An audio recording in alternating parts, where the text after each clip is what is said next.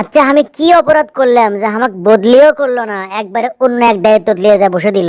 আমার কোন তো আমার অপরাধটা কি আসলে? দেশ যে সিস্টেমে চলে, আমরা যে সিস্টেমে চলি, তুমি চলছো তার উল্টো মুখে, এটাই তোমার অপরাধ।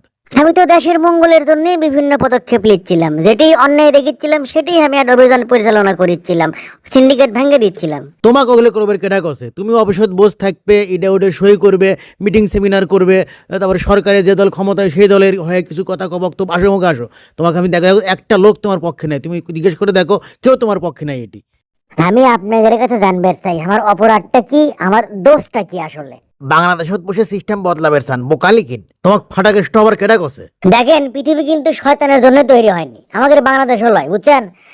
আহ, তো সেই শয়তান তাড়ানোর দায়িত্বটাই আমি মনে করে নিয়েছিলাম।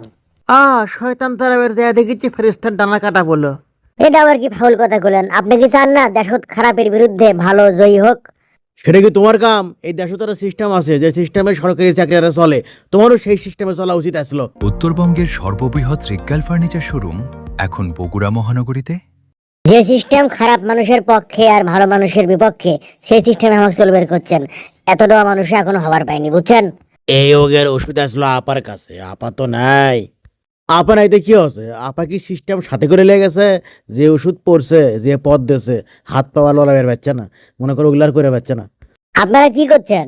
কমও আর কি, তোমার বিরুদ্ধে যে ব্যবস্থা নেওয়া হচ্ছে এটা সগলির জন্য উদাহরণ হয়ে থাকবে, সেটাই করছি। বুঝছি, তার মানে কেউ যেন অন্যের বিরুদ্ধে না দাঁড়ায়, অন্যের প্রতিবাদ না করে, দুষ্টু চক্করের স্বার্থে আঘাত না করে। হ্যাঁ ধুম মারো তো, বুঝছি তোমার উপর উগ্রবাদী মৌলবাদী যুদ্ধাপরাধী ভর করছে। তুমি যাও, যেটি জয়েন করবে সেটি তুমি যাও তো, এগুলি মেসালকে তোমার এত